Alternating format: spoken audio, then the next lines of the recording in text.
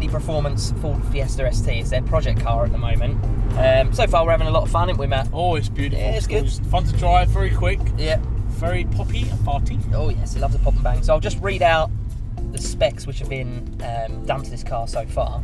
So we've got 18-inch Oz Racing Ultraleggera lightweight black wheels. They look awesome, don't they? Yeah, very nice. Nice thin spokes. Classic yet modern. Yeah, and the car's been lowered 20mm all round on KW springs.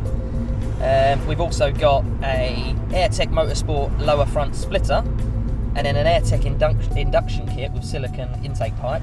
So, and it sounds awesome. You can hear it sucking in all the air, can't you? Yeah, I mean, I think the best part so far is we were driving.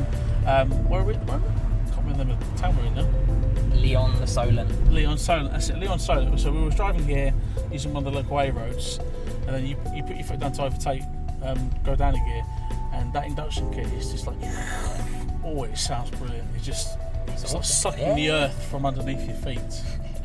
And to complement that, we've got a Miltech Sport black acoustic exhaust system, a lot wider than the standard pipes on the Fiesta ST, and it's a monster. It purrs like a little lion, doesn't it? It does.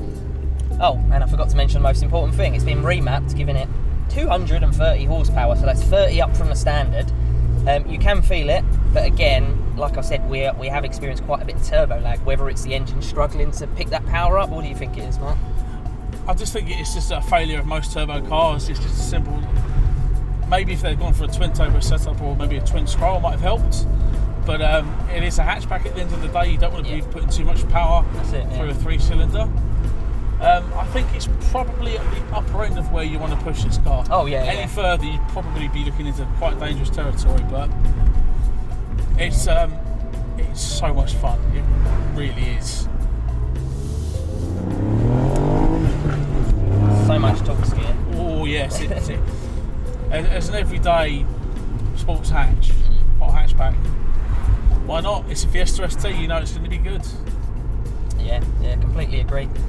It's easy to drive, isn't it? It's light. Everything feels like the exact same as what you would get in a standard 1-litre Ford Fiesta. Yeah, that's it. That's the joy of it. At the end of the day, you're going to buy this car if you're a 20-something-year-old successful person and you want something rapid that's a bit more special than the regular ST. Yeah, you've got one up, haven't you? In a game of top trumps, this has got more horsepower. That's it. It's got gorgeous wheels. It's lower, so it looks a little bit smarter.